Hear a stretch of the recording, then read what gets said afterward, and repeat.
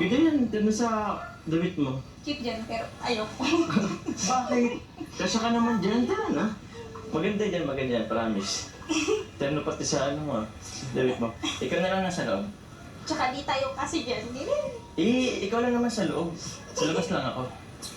At saka, practice na ito sa atin. Kasi piling ko, sa labas mo ako papatulogin minsan eh. Diba? Kasi may kakilala akong barkada natin. Ay, sorry! Saan ba sila tutulog? Isang pangalan ito. Secret. I think... Kasya ha? Grabe pa, hindi po sa ulo.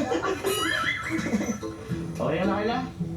Okay na dyan? Oh. Ay, bye-bye! Bye-bye!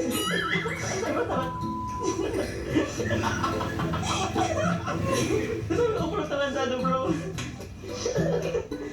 Kaya kang kanya ni Cynthia. Ano kaya? Okay ka na ba dito sa ganitong bahay natin? Siyempre hindi.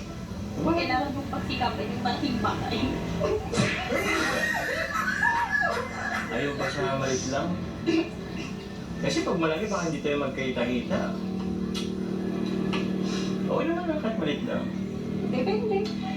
Kung gusto mo malaking bahay, ibig sabihin, gusto mo ng malaking pamilya. So yun ang anak ang gusto mo. Let's go na. Picture na tayo. Pinapahirapan mo lang kumitin. Grabe naman. Tara, picture na tayo. Sige. Ganyan. Oo. Okay, 1, 2, 3. Okay.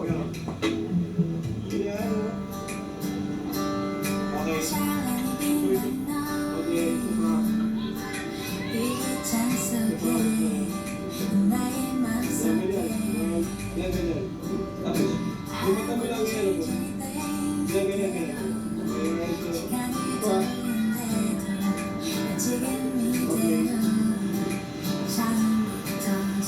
Ano, okay na, tara na. So, Ba't ka kasi pumapasok kung saan-saan?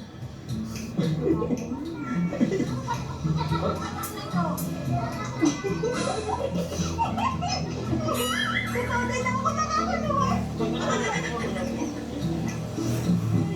Nice.